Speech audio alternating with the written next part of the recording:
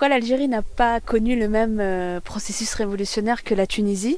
C'est vrai que c'est une question qui est souvent posée, des interrogations. En fait, au moment où la révolution a éclaté en Tunisie, il y a eu des effets aussi en Algérie où on a connu une montée, une accélération des luttes sociales qui par ailleurs existaient déjà, à la fois des luttes syndicales, des luttes notamment autour de l'augmentation des salaires dans les fonctions publiques, mais aussi des mouvements de la jeunesse à la fois spontanés et la coordination progressive de mouvements ce qu'on appelle les mouvements de jeunes chômeurs.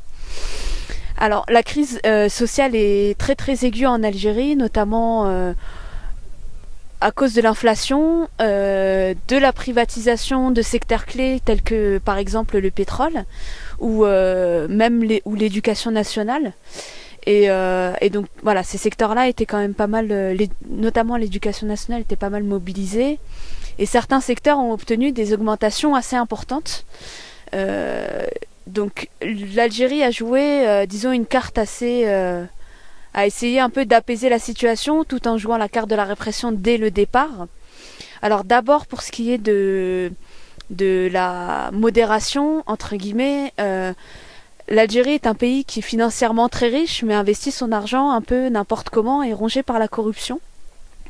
Néanmoins, ces luttes-là ont permis aussi d'obtenir ce que j'avais dit tout à l'heure, des augmentations. Et donc cette marge de manœuvre financière permet d'acheter la paix sociale même si l'inflation continue de monter.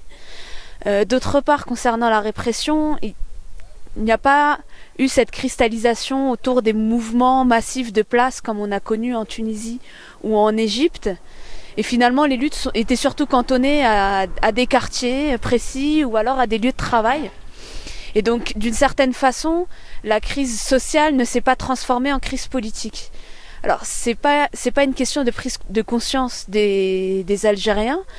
Justement, je dirais que la prise de conscience des Algériens vis-à-vis de la nature de l'État algérien, qui est une dictature militaire, est tellement forte qu'il y a aussi la peur de reproduire tout le cycle de répression politique qui s'était mis en place dans les années 90, où l'armée était pour une grande partie responsable d'exactions et de meurtres de masse. Et donc c'est resté comme un traumatisme de la part de la population.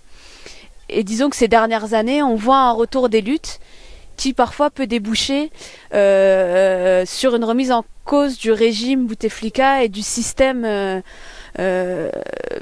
dictatorial, militaire qui a tendance à s'accaparer toute la richesse économique. Et donc on a connu un peu une situation de cristallisation nationale, on va dire un peu aiguë, autour du 4e mandat de Bouteflika, qui est un exemple en fait autour d'un président qui est mourant, d'une crise politique sans alternative. Donc cette alternative-là n'est toujours pas posée, il y a des luttes qui continuent, mais cette convergence entre lutte sociale et lutte politique ne s'est pas suffisamment produite pour créer un changement radical.